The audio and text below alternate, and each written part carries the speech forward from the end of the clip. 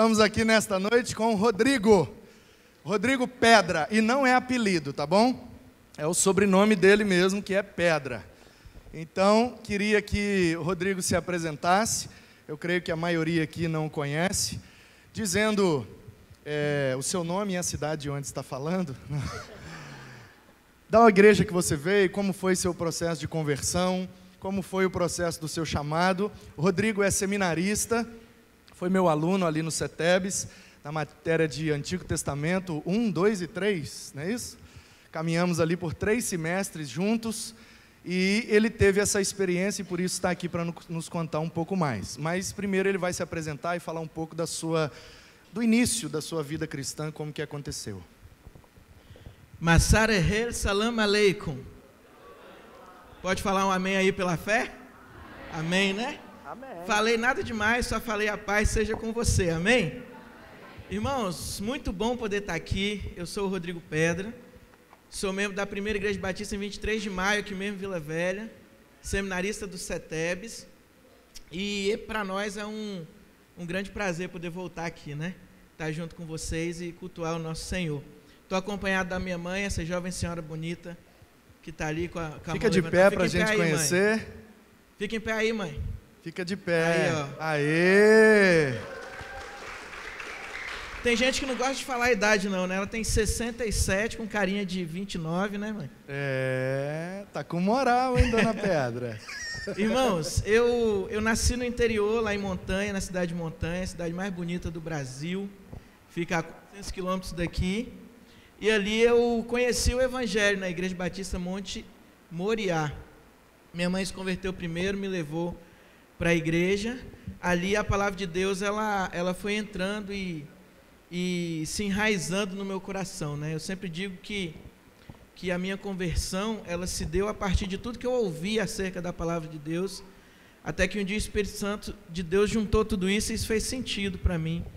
E aqui em Vitória já, depois que eu vim para cá para estudar, num dia muito especial, um dia que eu estava com muitas dúvidas, com muitas crises, porque eu era um menino muito bom, eu era um menino que cumpria tudinho que a igreja falava, porque quando eu me fui para a igreja evangélica, eu fui com uma dúvida, e essa dúvida era de estudar a palavra, e quando eu entrei na EBD a primeira vez, aquilo era um sonho, porque eu perguntava e alguém me ensinava, então para mim aquilo era maravilhoso. Mas quando eu mudei para a cidade grande, né? A gente que vem da roça fala cidade grande.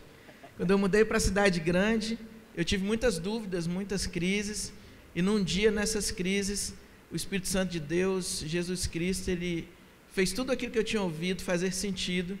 E aí no ano de 2006, tudo fez sentido para mim.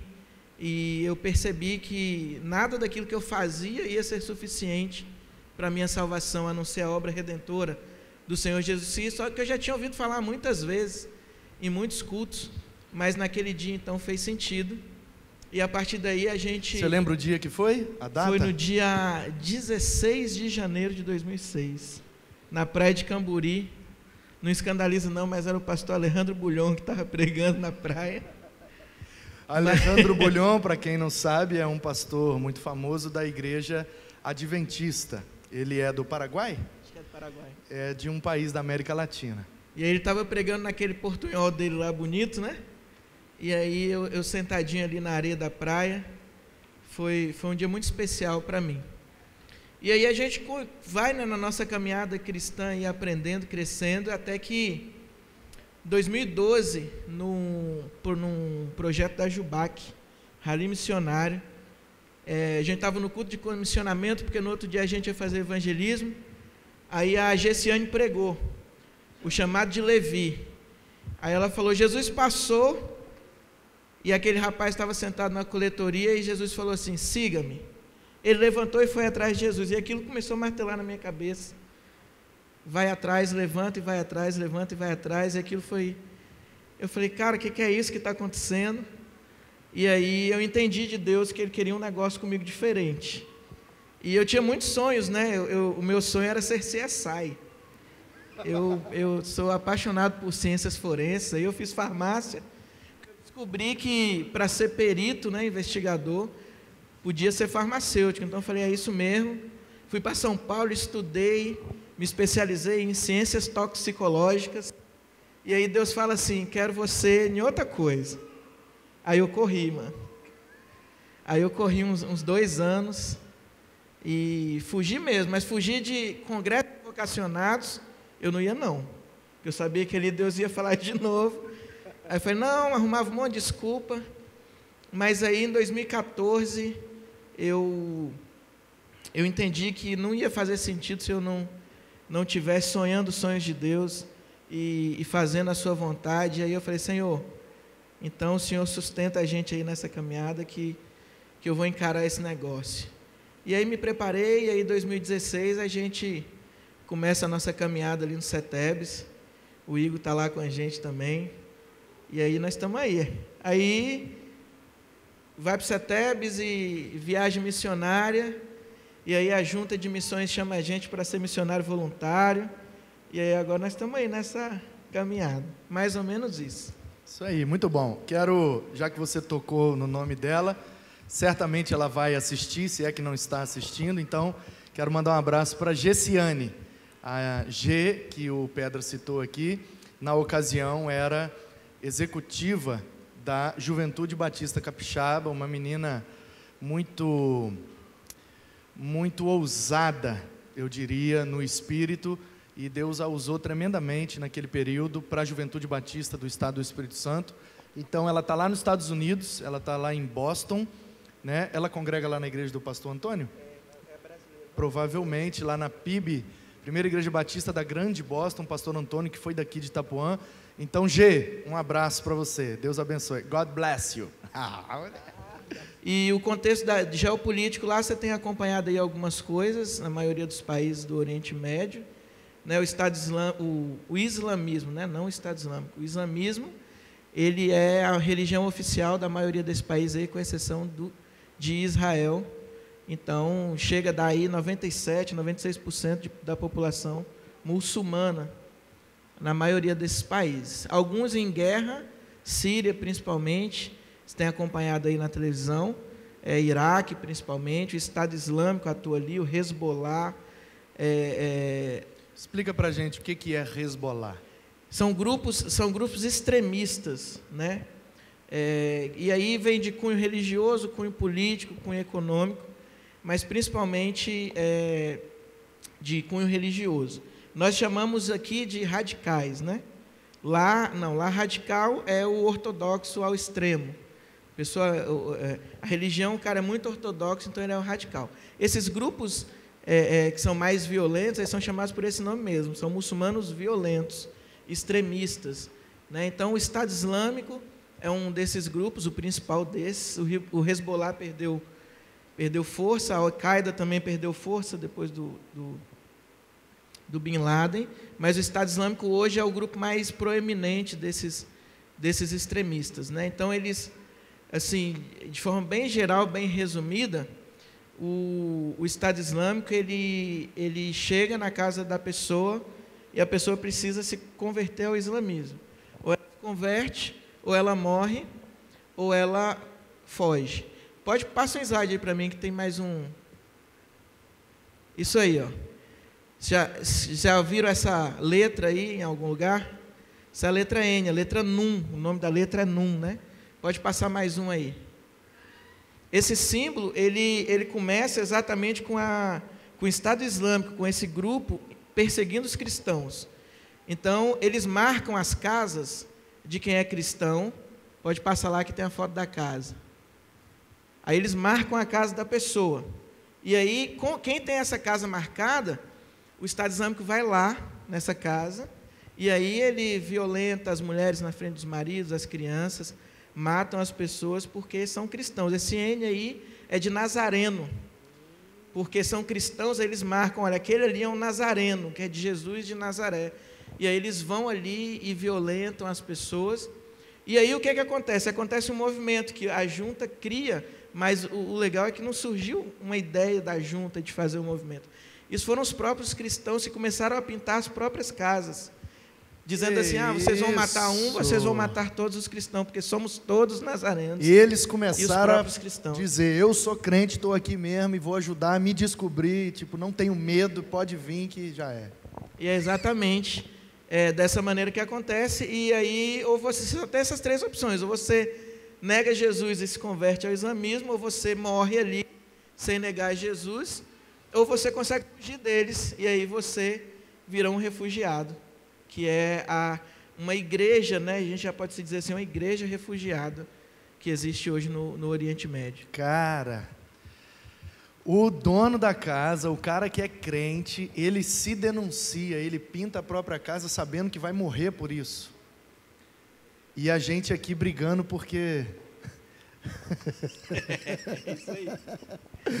E a gente aqui querendo sair da igreja porque, né? Porque o cara que toca guitarra erra muita nota no louvor, aí eu vou embora. O culto passou das 9. O culto passou das 9 e eu vou sair dessa igreja. E o cara está pintando a própria casa para dizer, eu sou crente, pode vir me matar, mas eu não vou negar minha fé. É isso aí. Uma das coisas que me marcou muito lá é que eu fiquei meio com vergonha, cara. Porque a gente encontra algumas pessoas que são cristãs e aí eles olham para nós assim, nossa, um missionário do Brasil. Eu falei, cara, eu não sou nada não, vocês que inspiram a gente, porque a gente tem uma estrutura massa dessa aqui, cara, e a gente não valoriza às vezes. A gente pode orar em qualquer lugar, né? Se a gente comer uma pizza na pizzaria, vamos orar aqui antes, e lá a gente não tem essa condição de fazer isso tão livremente como a gente pode fazer no Brasil, e por isso, acho que talvez por isso a gente tem tanta coisa para reclamar, né? Verdade. A mente vazia, oficina do diabo. Então, a gente não tem perseguição, a gente não tem pressão, cobrança, e o evangelho para a gente fica muito fácil.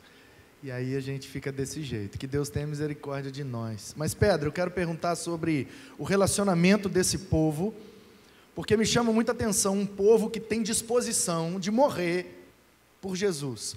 Como que esse povo lida com a Bíblia? Eles têm a Bíblia lá na língua deles? Como é que é essa questão? Tem. Não é tão simples, não é tão fácil, né? Você não pode chegar em praticamente nenhum país do Oriente Médio.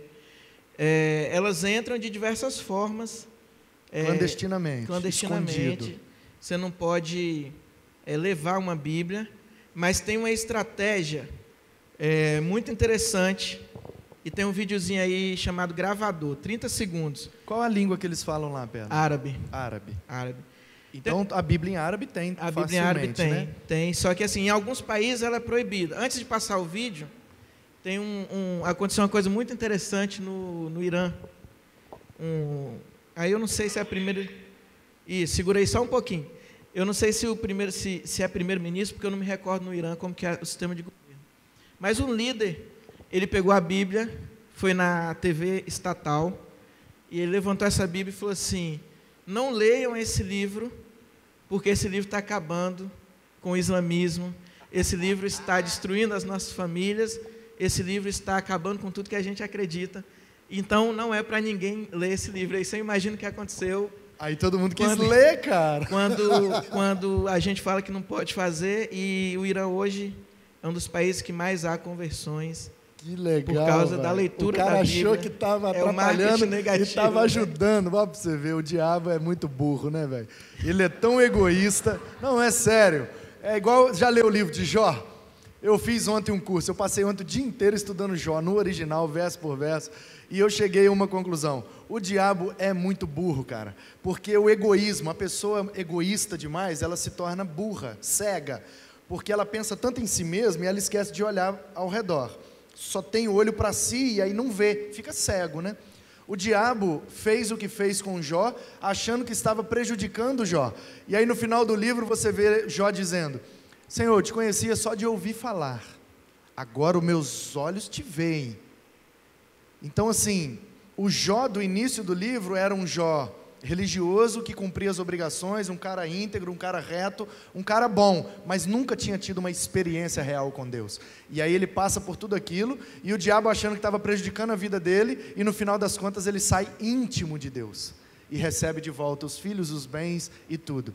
Então, o diabo acha que está nos prejudicando, mas como disse Paulo aos Romanos, todas as coisas cooperam para o bem daqueles que amam a Deus e foram chamados segundo o seu propósito. Então, o diabo acha que está prejudicando a gente, mas Deus usa até o diabo quando ele quer abençoar alguém. Vamos ver o vídeo. Esse vídeo aí é uma estratégia, né? Não pode entrar a Bíblia tão facilmente assim, e aí existe uma estratégia lá. É um gravadorzinho, e aí nesse gravador é gravada a Bíblia em árabe, e aí a gente dá de presente para a pessoa. Isso custa, comprado em larga escala, em torno de 35 a 40 reais. Então, é uma possibilidade também de você contribuir. Você pode contribuir com a junta. Olha, eu quero contribuir com um gravador lá do Oriente Médio. E entre 35 e 40 reais acontece isso aí, ó. Solta pra gente.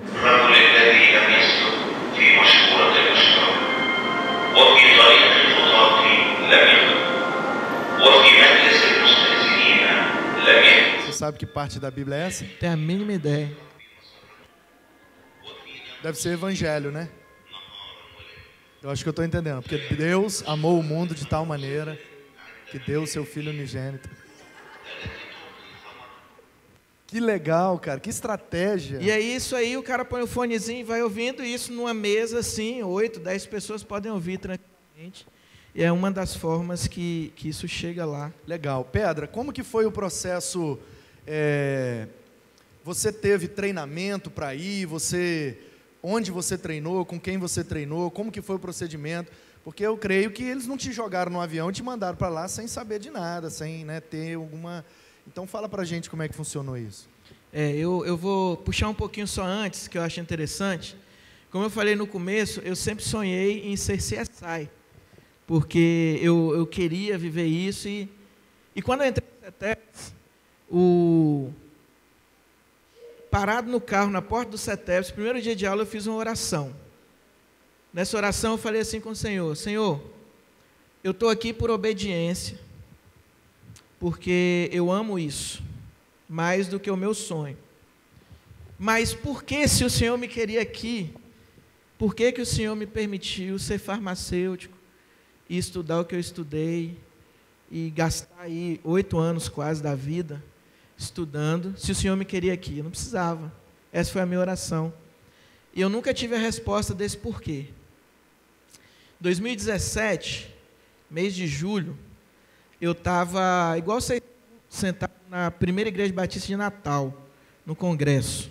Porque o Estado Islâmico, com toda aquela perseguição, ele criou uma igreja, né, que é a igreja refugiada. O cara, então, fugia porque ele era cristão, ele não queria morrer.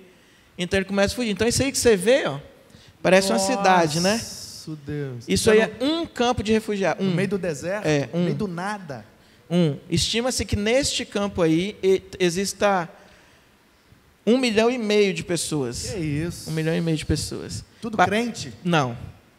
Nem todos. Ah, tá. Porque eles perseguem todas as religiões que não são a islâmica. Certo. Passa a próxima aí. Isso aí é o campo. Isso aí dá 55 graus no verão. Embaixo dessas lonas aí, tem a outra foto. Quando você foi, quantos graus estava dando? E esse aí é o mesmo campo. Neve? Só que é no inverno. Que isso? O G1 noticiou, em final de janeiro, 17 corpos encontrados quando o gelo descongelou, de refugiados. Lá é o contrário, né, daqui. Aqui o verão é janeiro, lá é o inverno. Nós fomos no final do ano, já chegando no inverno. Então, de madrugada lá para a gente dormir, dava mais ou menos 3 graus. Assim, a noite era bem fria. Mas meio-dia o solão... Meio-dia o solão na mente, na cabeça. E eu vi essas coisas, vi essa situação dos refugiados. E aí, nesse congresso, eu falei assim: poxa vida, Deus, me leva lá um dia. Só isso. Isso era julho, né? E aí, quando foi em setembro, eu estava dando aula na EBD. E aí, uma irmã da igreja, a Lívia, uma missionária também, muito envolvida com a obra, ela passou na porta da minha sala e falou assim: Pedro, eu preciso falar com você no final do culto. Lívia de Laranjeiras. Lívia de Laranjeiras. Ela passou e falou assim: preciso falar com você no final do culto. Eu falei: ok. Aí ela falou assim: olha, tem uma caravana de ajuda humanitária para o Oriente Médio, e em um dos países que a gente vai, não tem farmacêutico nessa caravana. Tem médico, tem enfermeiro, tem negócio. Cara, na hora que ela falou isso, voltei lá atrás naquele dia, Deus falou aí, bobão, é para isso, ó. Aí eu falei, cara, eles não tinham, mas agora eles têm. Pode colocar meu nome aí que eu vou. Não tinha dinheiro, sabia onde era. Queria nem saber. Eu falei, cara, essa é a resposta. Essa é a senha, né? Falei, põe meu nome aí. E ela falou, então eu vou mandar a menina te ligar, te passar o e-mail. E aí a gente estuda, né? Todas as questões de segurança, tudo que a gente pode, não pode falar, um pouco da cultura. A gente recebe vídeos, a gente recebe material informativo e eu fiz uma pesquisa também acerca dos países, acerca da língua, acerca dos costumes, porque é muito diferente, assim, tem nada a ver com o que a gente vive. Por que eles usam essas roupas assim? Isso aí é a questão do sol, tem uma questão... É o que tem algum símbolo, alguma coisa envolvida por trás dessa roupa? Tem algum significado? A roupa em si, ela pode ser... Quem é muçulmano mesmo usa aquelas becas, né?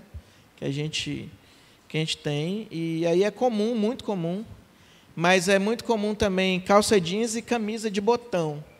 Camiseta igual a gente está assim, quem estrangeiro usa. Mas eles usam camisa de botão. E o turbante, ele fala não só da religião, mas ele fala também da nacionalidade. Então, cada país tem um tecido, tem uma cor, né? Então, você vê na televisão aqueles sheiks lá, e aí cada turbante é do país. Então, eles se reconhecem também nacionalmente pelo turbante, pelo tipo de roupa. E aí é muito de costume também, né? Uma roupa que protege também, né? Como ela é muito aberta, assim, e faz muito calor, às vezes, nas caminhadas, ela também ajuda nesse ponto aí. Então, parece que esquenta, mas, na verdade, é o contrário. Ela é para refrescar, daquele jeito grandona, assim, e tal.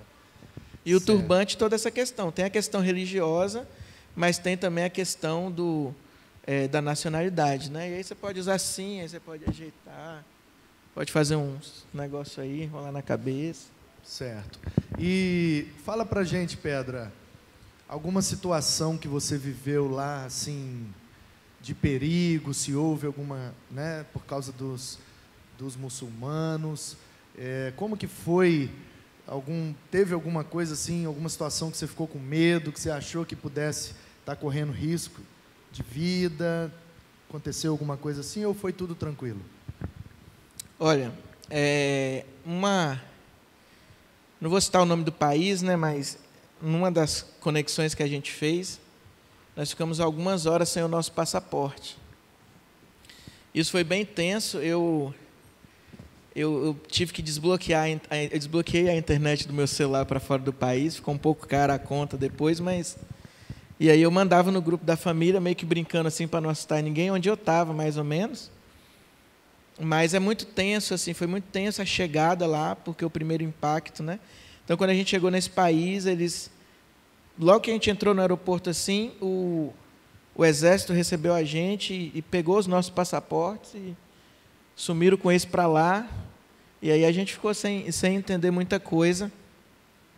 Em um determinado momento, a gente não podia, em momento nenhum a gente podia falar de Jesus, porque era muito tensa mesmo a situação.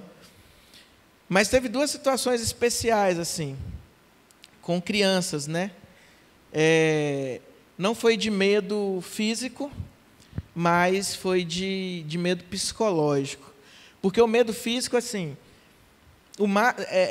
não é como parece, assim, você foi para lá e eles vão te matar, porque a gente é estrangeiro e por mais que os países sejam, né, difíceis assim, existe uma diplomacia, existe uma relação diplomática. Então não é como a gente pensa, não tipo, desceu só lá desceu, e vai... desceu, porque não tem problema você ser cristão, até porque para eles todo estrangeiro é cristão. Você chegou lá e você não usa turbante, você é cristão. Você não é muçulmano, você é cristão. Né? Então não é, ele é católico, não, ele é cristão. Então chegou, é cristão. Então não é muito isso. O que não pode principalmente vindo do Ocidente. Principalmente, né? vindo do Ocidente, isso. Porque aí. De lá pode ser hindu, pode ser mandeísta, pode ser, né? E E aí eles já veem isso, né? Que assim, não, ele é do Ocidente, ele é cristão, então não é só assim. O que não pode é o proselitismo, que é você pregar o evangelho, que é você ensinar a palavra para que o outro se converta à sua religião. Então aí é o problema maior. Então o problema é pro missionário que está lá. Para nós eles vão mandar a gente embora, né? A justiça. Agora pode sim acontecer de ter em determinada situação um grupo muçulmano mais radical, mais violento, e aí ele vê, por exemplo, você pregando o evangelho, e aí eles se reúnem, jogam pedra nas pessoas e tal. Isso pode acontecer. Você viu uma cena dessa, jogando pedra? Sim. Teve uma... jogando pedra no pedra, né?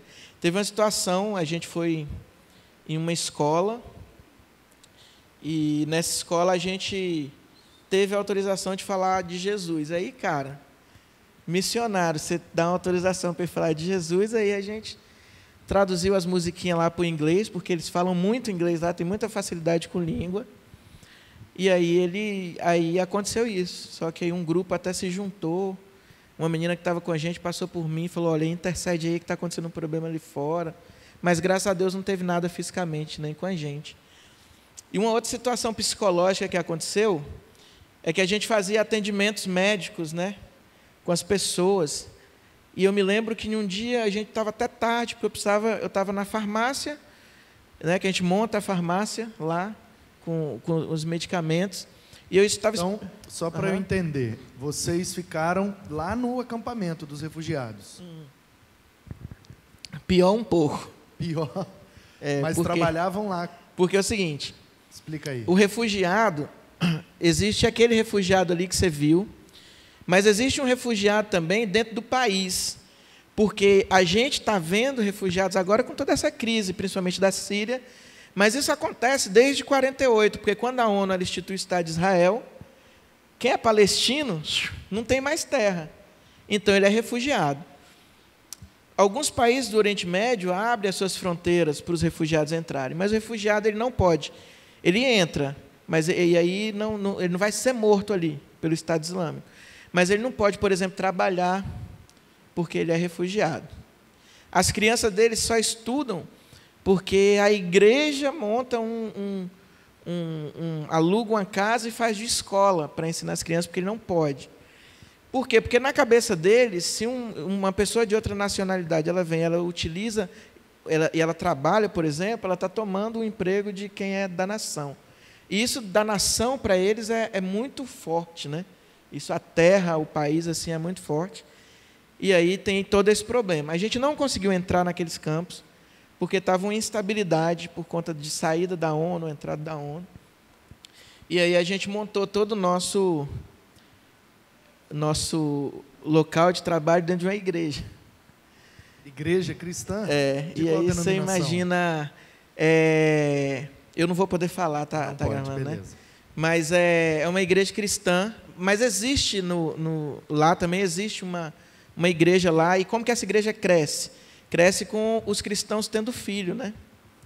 Então, porque é uma igreja muito antiga, que remete a tempo de Bizantino, e ela existe lá, e ela pode crescer, não pode o proselitismo, mas ela cresce com as pessoas tendo filhos, e aí não tem problema também. Mas a mensagem, a pregação não pode. Mas, assim, explica o que é proselitismo. Proselitismo é você convencer uma pessoa a crer na sua crença, a crer na sua fé.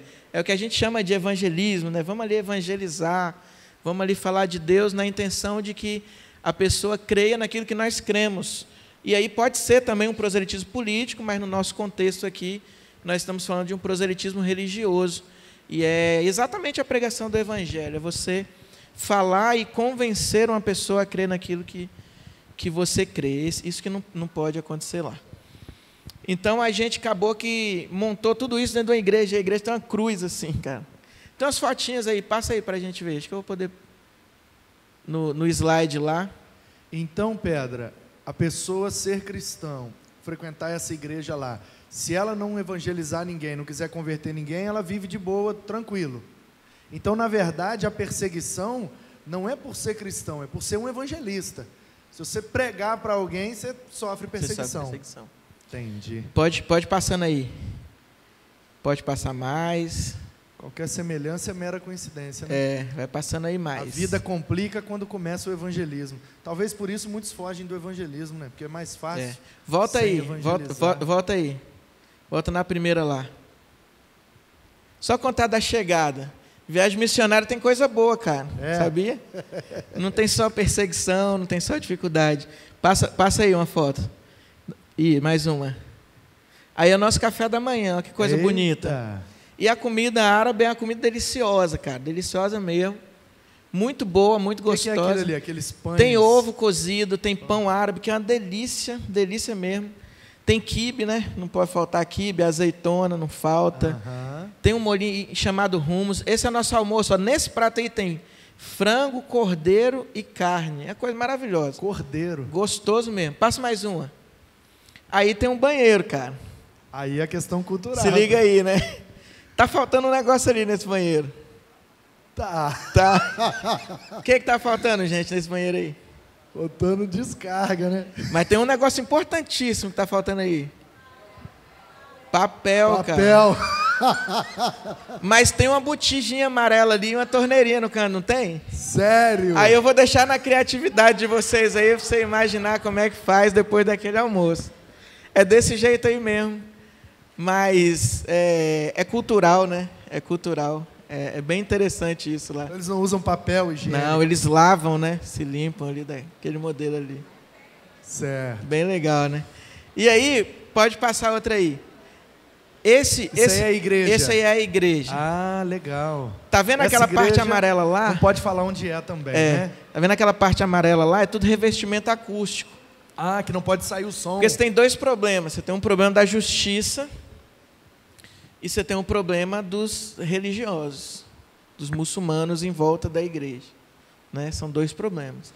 Então, não sai som ali para fora de nada. Não tem janela, não tem nada. E não vai. Aí, pode passando aí as fotos. Passa aí para a gente. Aí a gente foi montando assim, ó. Passa mais uma. Ah, usaram o templo da igreja. Isso aí. Pode passar mais. Isso. Passa mais. Aí ficou assim, ó. Um biombo médico, um outro biombo fisioterapeuta. E Deus é tão bom que nós entramos com equipamento, com microscópio e tudo. E aí, às vezes a gente impõe dificuldades, né? E eu gosto sempre de citar o Ricardo. O Ricardo é um menino do Piauí, é um biomédico. E ele pediu emprestado o microscópio do professor dele, se não me engano, de um amigo dele. E, cara, o microscópio é caro. Se isso ficasse embargado, ele ia ter que morrer numa grana para pagar.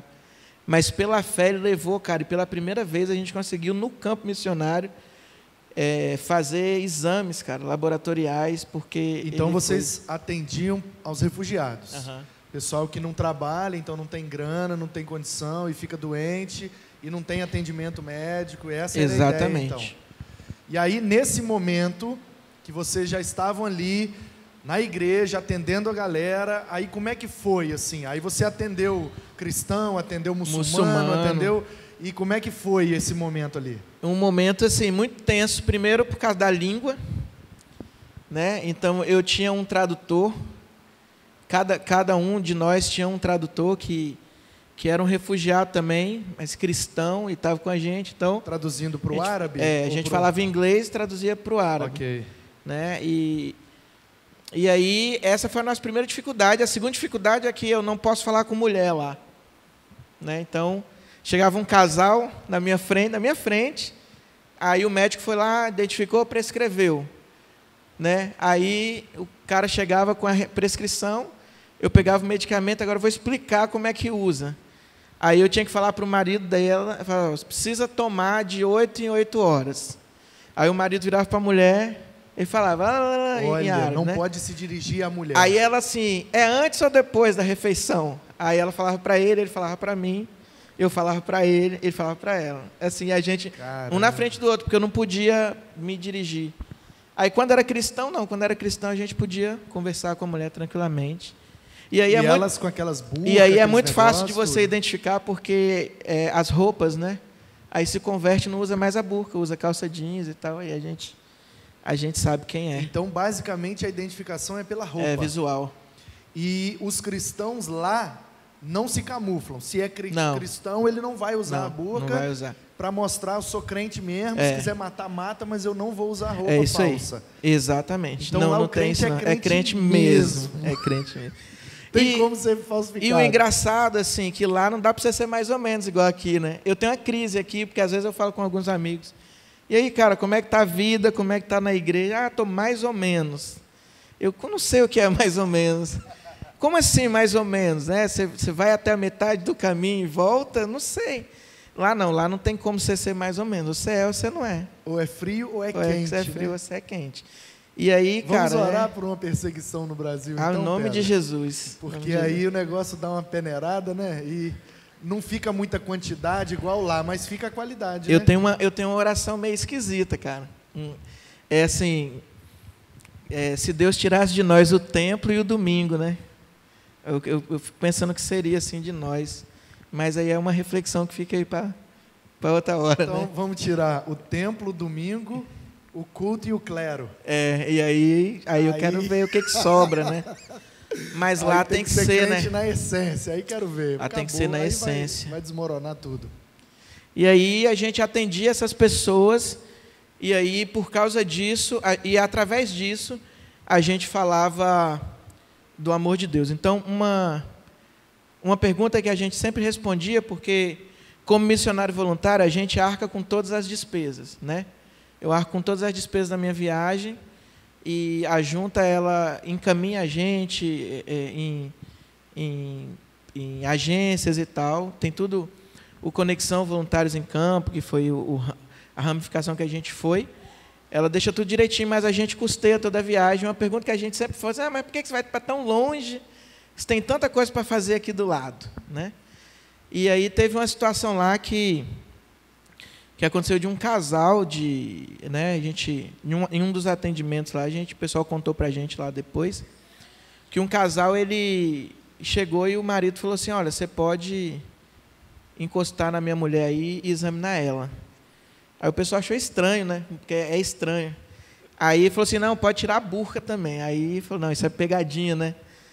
E aí o menino que estava trazendo, ele perguntou por quê. Aí ele falou assim: não, porque se vocês vieram de tão longe, investindo o dinheiro que vocês investiram para estar aqui, para estar atendendo a gente de graça, é porque existe amor no coração de vocês. Então você pode encostar nela, mas ninguém mais pode encostar nela. Que massa. Então isso faz a Gente, diferença. tem um pessoal assistindo aí online e a gente, como hoje estamos com novidades, hoje teve banda, tem caneca. Aliás, Rodrigo, essa caneca é sua, você viu o seu nome aí? Aí, ó. Seminarista Rodrigo Pedra. Essa é sua de presente. Pô, que legal, cara. Obrigado mesmo, tá? Obrigado mesmo. Então, Muito tem caneca feliz. e também vai ter interatividade. Pessoal que está assistindo aí ao vivo, tem muita gente comentando aqui, dando os parabéns, falando que muito massa e muito boa a sua história, Pedra, muito legal. Tem muita gente comentando. Então, você que está aí em casa, daqui a pouco a gente vai estar terminando. Mas se você tem uma pergunta, tá bom? Você pode mandar, eu estou aqui online em tempo real. Se você mandar uma pergunta aí, eu vou ver aqui e vou fazer para o Pedra, ok? Então, quem está assistindo online, quem está ao vivo, pode fazer uma pergunta interessante que o Pedra vai responder. Então, Pedra, vamos lá. Você falou dessa situação aí de que eles reconheceram que vocês tinham amor no coração e que poderiam, então, tocar e tal. E eu quero, assim, que você puxe na sua memória e fale para a gente se houve alguma situação, falando dessa questão do cristianismo deles ser radical. O nosso cristianismo é muito, né, a gente empurra muito com a barriga, a gente é crente domingueiro, a gente não lê Bíblia, não sei se você chegou a falar categoricamente como é a relação deles com a Bíblia, no sentido eles decoram, porque o islamismo tem essa coisa de decorar o Alcorão. Eles têm essa questão de decorar a Bíblia, de ensinar a Bíblia de forma oral. Como é que é a vida devocional deles com a Bíblia, diante da perseguição? E se teve alguma situação que te impactou nesse sentido? Teve sim. A relação deles é uma relação assim, é muito visível, porque o islamismo, eu tinha uma visão do islamismo antes de ir lá.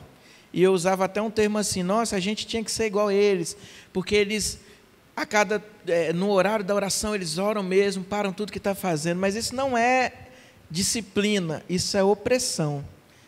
Porque para o islamismo, se você não faz isso, você perde a salvação. Entendeu? Se você não cumpre todos os rituais, você perde a salvação. Então não é por liberdade, é por opressão que eles fazem. E isso é muito visível, porque parece que sai um peso das costas das pessoas quando elas se convertem. E aí ela ama estudar a palavra, ela ama participar dos cultos, ela ama estar naquele momento ali com a igreja, ajudando uns aos outros, o discipulado, entendeu?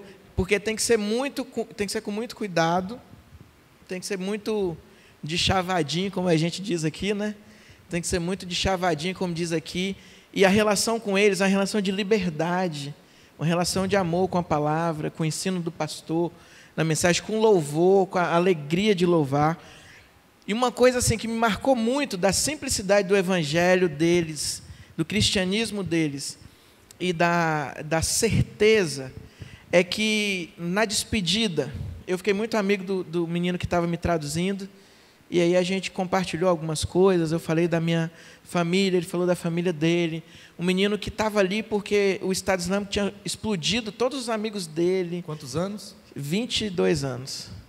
Que perdeu todos os seus amigos e fugiu com sua família, graças a Deus conseguiu fugir com sua família. E na hora da gente ir embora, a gente estava se despedindo todo mundo, eu dei um abraço nele, ele virou para mim e falou o seguinte: "See you in heaven." Te vejo no céu, ele falou. Caramba. Quando ele falou aquilo, cara, eu fiquei sem palavras, olhando para ele, eu fiquei sem palavras. Caramba. E cara, eu falei assim, qual foi a última vez que lá no Brasil, no meio de tudo que estava acontecendo, eu falei com esperança para alguém assim, daqui a pouco eu estou no céu. Isso para mim foi impactante porque eu sei que não aqui em Guaranhuns, mas em outras igrejas, a gente, mesmo querendo ou não, a gente, como cristão em geral, a gente quer sempre oferecer alguma coisa para as pessoas junto com o cristianismo. Você vai curar da sua doença, você vai arrumar um emprego. Lá, cara, os caras não têm nada, mano. Eles só têm a redenção. A esperança de ir para o céu. Só tem a esperança de ir para o céu. Não tem nada mais. E uma convicção, porque se ele despediu de você falando, te vejo no céu. Cara, e quantas vezes a gente aí, domingando nas igrejas direto, participando de tudo, a gente não... E aí, cara, você tem certeza da salvação? Né? Cara, que isso. E aí ele falou assim, te vejo que no legal. céu. Aquilo eu nunca esqueci daquela frase, da simplicidade como ele falou, e isso me fez refletir muito, muito mesmo. Pedro, mandaram perguntas aqui. A primeira é, qual a diferença entre islamismo e muçulmano? Islamismo é como se fosse cristianismo, é a religião, né? A religião cristã é o cristianismo, a religião islâmica é o islamismo. Muçulmano é quem é islâmico, quem é do cristianismo é crente, quem é do islamismo é muçulmano, né? Porque vem da mesma raiz da palavra muslam, né? Muslam, aí vai traduzindo muçulmano, mas muslam de islam, que é a raiz da palavra paz. Salam, né? Do salam aleikum. Okay. Aí vai virando islam, que vira o islamismo, e muslam, que é o muçulmano, né? Então, não necessariamente com a minha vocalização, mas... Islamismo é a religião, muçulmano é o seguidor daquela religião. É o seguidor da religião. Ok. Então, Pedra, deixa eu ver se tem mais alguma pergunta. Quanto tempo você ficou lá? Nós fomos no dia 20 de novembro, retornamos no dia 3 de dezembro, deu uns 12 dias, né? Uns 11, quase 2 semanas. Foram efetivamente 10 dias de trabalho, um dia de folga e mais o tempo de viagem, né? E você diria que até hoje, você falou que se converteu em 2006, não é isso? Uhum. Então você vai fazer esse ano 12 anos de vida cristã. E você diria que essa foi a maior experiência que você teve na sua vida cristã? A mais profunda, a mais impactante? Foi porque a gente sai da nossa zona de conforto, da nossa zona de segurança.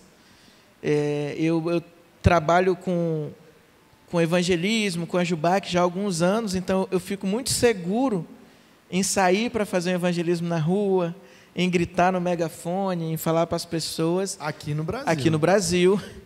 E ali eu estava diante de uma situação onde eu não tinha segurança nenhuma, eu não tinha zona de conforto nenhuma, porque eu estava em outro país, de outra cultura, com outra língua, e aí eu só tinha mesmo o desejo de amar aquelas pessoas e de alguma maneira poder mostrar Jesus para elas, e sem poder falar, o que é mais difícil, porque a gente decora, né, às vezes. Que legal isso. Então, realmente, você viveu a experiência de pregar com a vida. Pregar com a vida. Tipo, igual foi o Francisco de Assis que disse, né? Evangelize sempre e só use palavras se for necessário. Se for necessário. E ali eu precisava mostrar como. Eu precisava, na hora de entregar um remédio, na hora de explicar para a pessoa, eu precisava demonstrar algum carinho. E uma coisa que eu achei sensacional ali, Manu, é que teve uma galera que foi com a gente que levou creme, cara. É tipo assim, para que esse creme? Não, porque enquanto o pessoal espera para ser atendido, a gente vai fazer uma massagem nas mãos delas. E aí, cara, acho que no slide aí tem uma fotinha de uma moça fazendo uma massagem no rosto de uma senhora. E aí, talvez para você e para mim, isso seja uma coisa normal, porque eu sei que os homens de Guaranhuns, tem até o retiro de casal, são românticos. Sei que quando chega em casa, o maridão faz aquela massagem no pé da mulher, sei que ele faz aquele carinho, né? Isso aí é maravilhoso. Essa aí, essa foto aí. Ou faz ou recebe, né? Para mim, essa foto aí, ela é muito emblemática.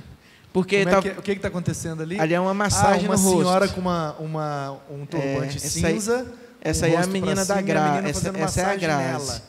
E aí, talvez para mim e para você, isso é uma coisa comum. No caso? Talvez para mim e para você é uma coisa comum. Mas teve um testemunho de uma mulher lá que ela apanhava do marido todos os dias. 12 anos. Porque a lei do Islã, ela permite que o marido possa, né, até bater na mulher mesmo, em uma das leis lá. E aí ela disse assim, mas eu me converti, eu me casei e apanhava 12 anos. Aí ela falou, mas eu me converti. Aí na minha cabeça de cristão Nutella, né, eu falei assim, ela se converteu, e aí o marido dela não bate nela mais. Aí ela falou assim, mas eu continuo apanhando. Eu converti tem 2 anos e continuo apanhando. Mas antes eu só apanhava. Hoje eu olho nos olhos dele e falo assim, você pode me bater hoje, mas um dia eu vou estar ao lado do meu pai, e ali eu não vou sentir mais dor, eu não vou sentir mais medo, e eu não vou me assustar com mais nada. Que isso. Chegou outra pergunta aqui, está bombando aqui online, cara. Muita gente assistindo e comentando. Qual a importância das doações enviadas, as ofertas? Qual a importância das ofertas lá no campo missionário? Cara, faz toda a diferença. Toda a diferença porque imaginem vocês num país onde a pessoa entra, mas ela não pode trabalhar. E aí ela fica doente. Como que você compra um remédio? Nós levamos e recebemos, nessas últimas caravanas do ano passado, cerca de $25 mil só de medicamentos em um país. No total deu mais de 90 mil em doações. Isso faz toda a diferença. Isso faz para poder a igreja, por exemplo, bancar aquela escola que cuida dos meninos. O aluguel é caro para subsistência mesmo deles, né? Porque os refugiados não têm recurso. Não tem recurso. Mas o custo de vida do país é muito alto, muito né? alto. O dinheiro é muito valorado, né? É mais caro que o dólar, a moeda lá. Então, assim, faz toda a diferença. Então, para dar tipo do dinheiro de lá, tem que ser uns R$4,50 mais ou menos, em reais. Em reais. Então, se a gente manda R$1.000 para um missionário lá, ele tem 250 do dinheiro. Qual é o dinheiro lá? Por aí. Dinar. Dinar. Então, se a gente mandar R$1.000, ele tem 250 dinar. Isso aí. O que se faz com 250 dinar lá num mês? Aí você pode, por exemplo, Isso aí é mais ou menos uma semana de sustento da escola. Por exemplo, para ela funcionar de segunda a sexta. O tempo que nós estávamos lá, ela funcionava... Tem noção, por exemplo, ela quanto que funcionava um segunda e missionário terça. paga de aluguel lá por mês? Quantos dinar? Não tenho mais ou menos essa informação. Mas, por exemplo, para a escola... Mas vamos ter uma noção então. Uma Coca-Cola custa quanto dinar? Aí é meio. Uma Meio. Coca... Então seria 50 centavos, né? Então seria aqui 2,50, 2,25. Porque tem um problema lá R$2. também, que lá não tem tanto imposto quanto aqui, né? Ah, tá. Então, tem um imposto que se paga, mas aí fica mais barato quando comparado Entendi. aqui com a gente. O que eu queria nesse sentido. chegar era uma conta assim de quanto custa, em média, sustentar um missionário lá.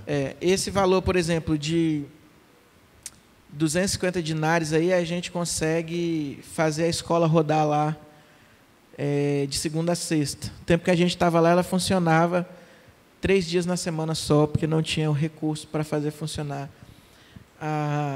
o tempo todo, né?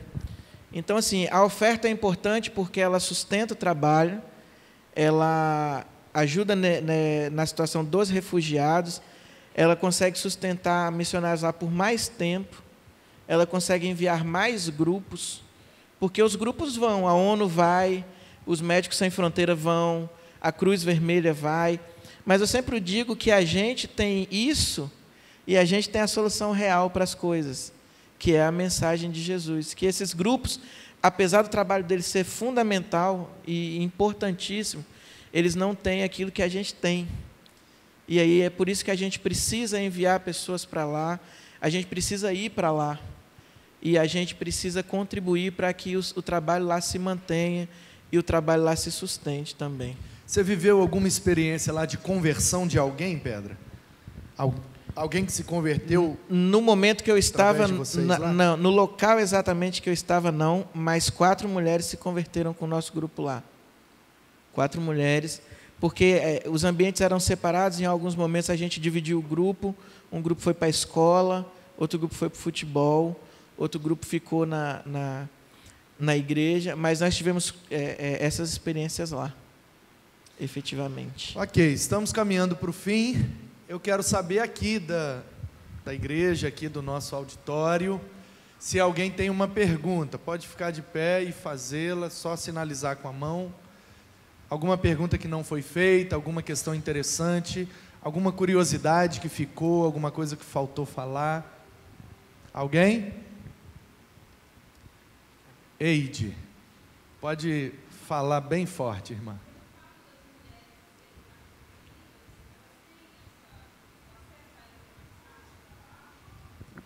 Pelo fato, vou repetir para quem está em casa assistindo, talvez não deu para ouvir. Pelo fato das mulheres serem muito oprimidas, é mais fácil alcançá-las com o Evangelho? Na verdade, é até um pouco mais difícil porque a gente não pode falar com elas. Mas a gente teve algumas experiências lá com as nossas psicólogas que foram, que as mulheres elas conseguiram falar. Quais as profissões que foram, para a gente saber? Enfermeiros, psicólogos, farmacêuticos, médicos. E aí tinha mais gente, tinha gente que apoiava na logística, tinha gente que ficou com as crianças, fisioterapeuta, dentista, é isso mesmo, médico, psicólogo, fisioterapeuta, dentista, farmacêutico. Então, um cara que é profissional da área da saúde, ele pode começar a orar, que ele pode ir numa viagem dessa servir a Deus. Ele deve continuar, deve já se preparar, porque isso abre muitas portas, né?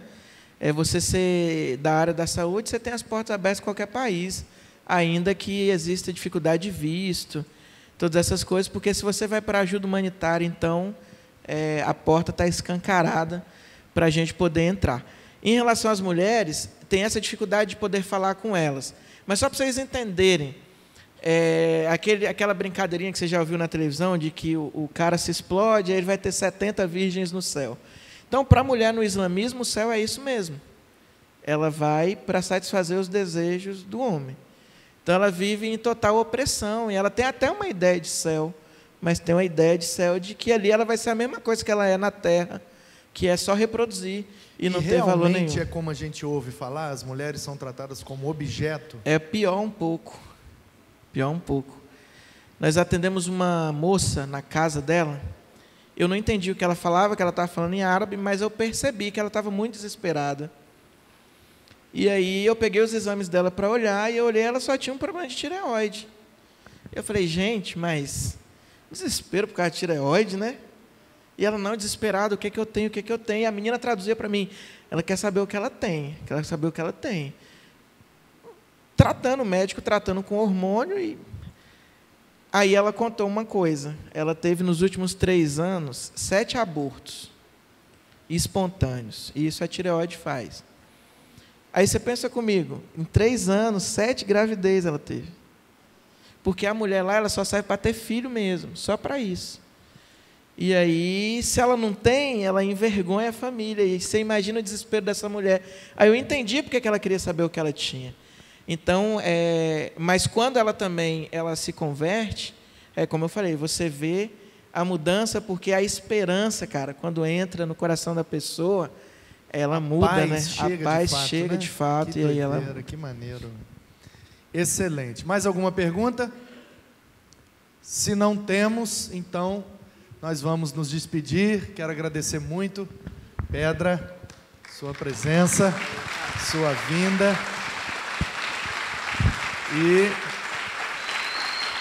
eu queria que você desse uma palavra, suas últimas palavras. Que mensagem você quer deixar para esse povo aí, que está aqui, que está em casa e que depois também vai nos assistir pelo YouTube?